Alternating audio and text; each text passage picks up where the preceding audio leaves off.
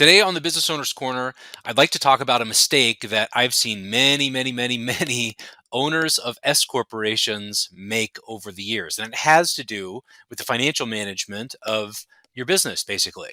So, as you probably know, if you own an S corporation, you have to pay yourself a reasonable wage.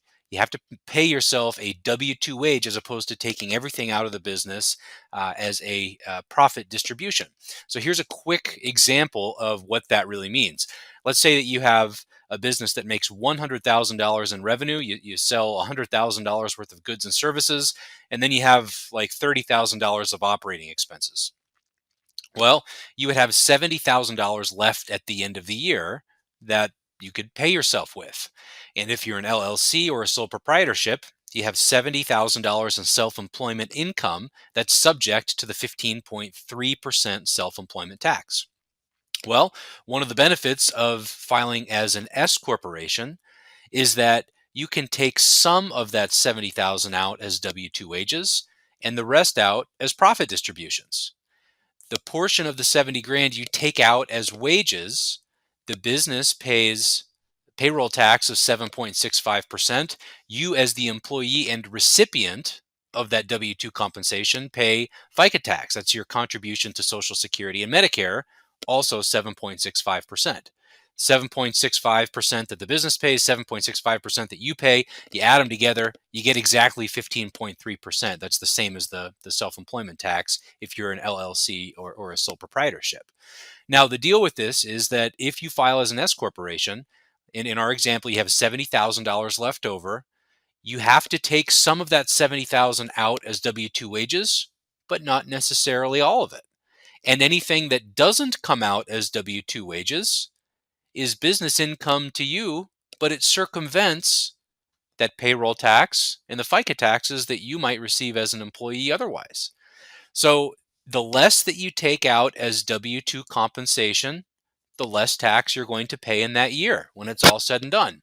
Now, you can't take $0 out as W 2 compensation and everything out as business profits in order to suppress your the amount of tax that you owe that year as much as you possibly can. The IRS forces you to pay yourself a reasonable amount of compensation. Now, over the last 10 years, the IRS their funding has gone down by a lot. The audits on this topic are just a little bit less frequent. What we've seen, they're a little less frequent than they used to be. And we've seen a lot of people who are not paying themselves anything in W 2 salary just kind of get away with it because they've slipped under the radar and haven't been challenged on this specific topic yet. This is important to pay attention to and to make sure that you're doing properly. The way that you are supposed to identify what your reasonable compensation is, there's no hard and fast rule. There's no rule of thumb that the IRS looks at.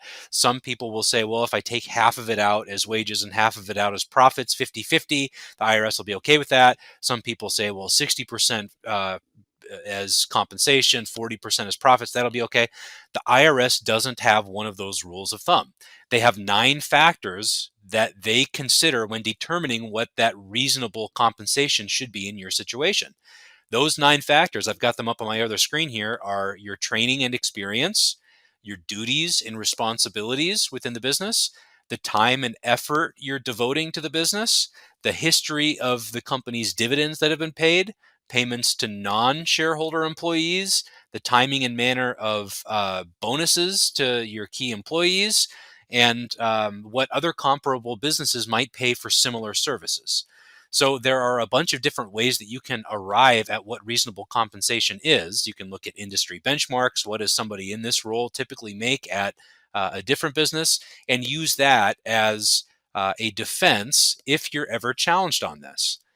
And again, we've seen dozens of people that have really flown under the radar and are not doing it properly. Either they're not paying themselves a W 2 wage at all, or they're not paying themselves nearly enough, but they've just kind of gotten away with it because the IRS hasn't really been scrutinizing this too much recently. If you're in the situation where you're not paying yourself enough W 2 compensation, and if you're challenged on it, what will happen is the IRS comes in, they'll make a determination of what your reasonable compensation should have been, and they will reclassify the amount that came out as business profits as wages subject to payroll and FICA taxes. So in our example, let's say that you pay yourself $10,000 a year in W-2 wages, and you take the other $60,000 out as out as profits. Well, the IRS might come in and say, you know what, everybody else in the industry in the position you're in, makes $50,000 a year. Therefore, we're going to reclassify $40,000 of those business profits because you only paid yourself 10. And all of a sudden, you'll have to pay back taxes on the payroll and FICA taxes. You'll have to pay interest on those back taxes that should have been assessed initially and were not. And they'll impose some kind of penalty, depending on uh, uh, how the audit goes. So this is not something that you want to mess around with.